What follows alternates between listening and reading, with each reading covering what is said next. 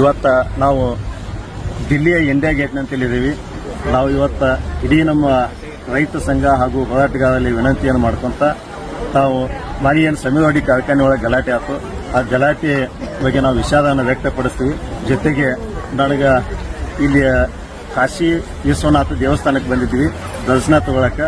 ಬಂದಂಥ ಸಂದರ್ಭದೊಳಗೆ ನಮಗೆ ಮೊಬೈಲ್ ಅನಾನುಕೂಲ ಆಗಿತ್ತಲ್ಲಿ. ಯಾವುದೇ ದೇವಸ್ಥಾನ ಒಳಗಡೆ ಪ್ರವೇಶ ಕೊಡಿಲ್ಲ.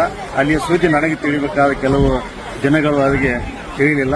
ನಿನ್ನಿನ ದಿನ ಅಲ್ಲಿ ನನಗೆ ಫೋನ್ ಮಾಡಿ ಯಲ್ಲಪ್ಪ ಹೆಗಡೆ ಒಬ್ಬ ಸಾಮಾಜಿಕ ಹೋರಾಟಗಾರರು ಫೋನ್ ಮಾಡಿ ಅಲ್ಲಿ ನಡೆದಂಥ ಘಟನೆಯ ಸಂಪೂರ್ಣ ವಿವರವನ್ನು ಸಲ್ಲಿಸಿದ್ರು.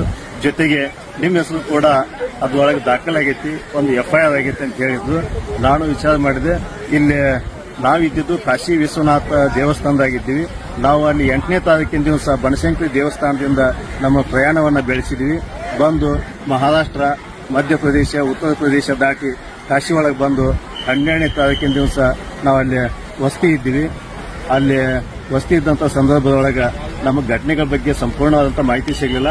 ನಿನ್ನಿನ ದಿನ ಅವ್ರು ಹೇಳಿದಾಗ ವಿಷಯ ಗೊತ್ತಾಯ್ತು, ಅಲ್ಲಿ FIR ಆಗೈತೆ ಅಂತೇಳಿ. ಆ FIR ಒಳಗೆ ಏನು ದಾಖಲಾಗೈತೆ ಅಂದ್ರೆ ನಾವು ಕಳ್ಳು ಹೋಗಿದ್ದೀವಿ, ಗಲಾಟೆ ಮಾಡಿದ್ದೀವಿ, ಬೆಂಕಿ ಹಚ್ಚಿದ್ವಿ ಅಂತೇಳಿ ಅನೇಕ ವಿಷಯಗಳನ್ನು ಹಾಕಿ ಅಲ್ಲಿ ತೆರದಾಳದ PSI ಆದಂಥ PSI ಶಿವಾನಂದನ್ ಅವರು ನಮ್ಮ ಮೇಲೆ ಒಂದು FIR ಅನ್ನ ದೂರು ಸಲ್ಲಿಸಿದ ಮಾಲಿಕಪುರ ಸ್ಟೇಷನ್ ಒಳಗೆ.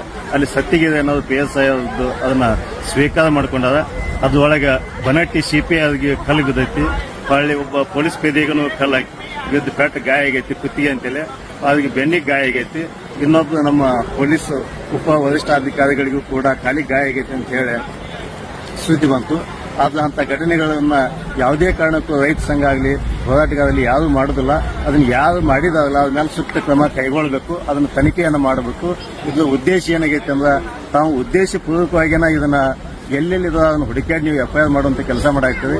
ನಾವು 8ನೇ ತಾರೀಕಿನ ದಿವಸ ನಾವು ಮಾಲಿಂಗಪುರ ಬಿಟ್ಟು ಪ್ರಯಾಣ ಬೆಳೆಸಿ ಸುಮಾರು ಇಲ್ಲಿ ಕಾಶಿಗೆ ಬಂದು ತಲುಪಕ್ಕೆ 12ನೇ ತಾರೀಕಿಗೆ ಬಂದಿವಿ. 12ರಿಂದ 12, 13 ತಾರೀಕಿನ ಮಟ್ಟ ನಾವು ಅಲ್ಲೇ ಇದ್ದೀವಿ. 11ನೇ ತಾರೀಕಿಗೆ ಅಲ್ಲಿ ಬಂದು ವಸತಿ ಮಾಡಿವಿ. ಆ ಘಟನೆ ನಡೆದಾಗ ನಾವು ಆ ಸ್ಥಳದಾಗನೇ ಇಲ್ಲ.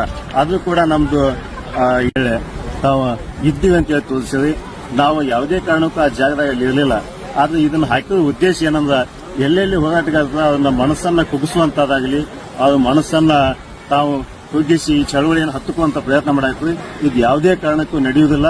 ತಾವು ಅದನ್ನು ಪರಿಶೀಲನೆ ಮಾಡಿ ಯಾರು ತಪ್ಪಿತಸ್ಥರಲ್ಲ ಅವ್ರಿಗೆ ಶಿಕ್ಷೆ ಆಗುವಂತದ್ದಾಗುತ್ತೆ ಹೊರತು ಯಾರ್ಯಾರಿಗೂ ಇನ್ನೊಬ್ಬರಿಗೆ ಮಣಿ ಹಾಕುವಂತಾಗನ ಎಲ್ಲೇ ಇದ್ದವ್ರಿಗೆ ಕಳ್ಕೊಂಡ್ಬಂದು ತಾವು ಶಿಕ್ಷೆಯನ್ನು ಕೊಡಿಸಬಾರ್ದು. ಇದನ್ನ ಯಾಕೆ ನಾನು ಖಂಡಿಸ್ತೇನೆ ಅಂದ್ರೆ ಇವತ್ತು ನಾವು ಕಾಶಿ ಒಳಗೆ ಎದ್ದುಕೊಂಡು ಏನಾದ್ರು ಕಲ್ಲು ಹೊಡೆಯೋಕ್ಕಾಗತ್ತ ಅವ್ರಿಗೆ ಹೋಗಿ, ಅಥವಾ ಕಾಶಿ ಒಳಗೆ ಎದ್ದುಕೊಂಡನ ಹೋಗಿ ಬೆಂಕಿ ಹಚ್ಚಕ್ಕಾಗತ್ತ.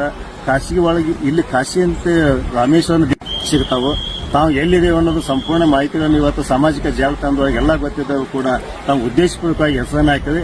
ಅದನ್ನ ಹೆಸರುಗಳನ್ನು ಎಲ್ಲ ಮರುಪರಿಶೀಲನೆ ಮಾಡಬೇಕು. ಅದು ಯಾವುದೇ ಕಾರಣಕ್ಕೂ ಹೋರಾಟಗಾರ ಹೆಸರುಗಳನ್ನು ಹಾಕಬಾರ್ದು.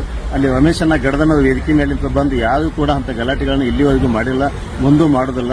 ಯಾಕಂದ್ರೆ ಇದು ರೈತ ಸಂಘಕ್ಕಾದಂಥ ಒಂದು ಇತಿಹಾಸ ಐತಿ. ರೈತ ಸಂಘ ಕಟ್ಟಿದಂಥ ಮಹಾನ್ HS ರುದ್ರಪ್ಪ, ನಂಜುಂಡಸ್ವಾಮಿ ಅವರು, ಗಡದನ್ನವರಂತೂ ಅನೇಕ ಜನ ಮಹಾನರು ಕಟ್ಟಿಕೊಟ್ಟಂತ ಒಂದು 40 ವರ್ಷದ ಇತಿಹಾಸ ಐತಿ. ಯಾವುದೇ ಕಾರಣಕ್ಕೂ ಕೂಡ ಅಂತ ಘಟನೆಗಳನ್ನ ರೈತ ಸಂಘ ಇಲ್ಲಿ ತನಕ ಮಾಡಿಲ್ಲ. ನಾವು ಶಾಂತಿಯುತವಾಗಿ ಗಾಂಧಿ ಮಾರ್ಗದ ಚಳವಳಿಗಳನ್ನು ಮಾಡ್ಕೊಂತ ಬಂದೀವಿ. ಆ ಉದ್ದೇಶಕ್ಕಾಗಿ ತಮ್ಮಲ್ಲಿ ಕೇಳ್ತಾ ಇದ್ದೀವಿ, ಯಾವುದೇ ಕಾರಣಕ್ಕೂ ಸುಖಾಸುಮ್ಮನೆಯಾಗಿ ಪರಿಶೀಲನೆ ಇಲ್ಲದನ ಹೆಸರುಗಳನ್ನು ದಾಖಲೆ ಮಾಡುವಂತ ಕೆಲಸ ಮಾಡಬಾರ್ದು ಅಂತ ಪೊಲೀಸ್ ಇಲಾಖೆಗೆ ನಾವು ಒತ್ತಾಯಪಡಿಸ್ತೀವಿ.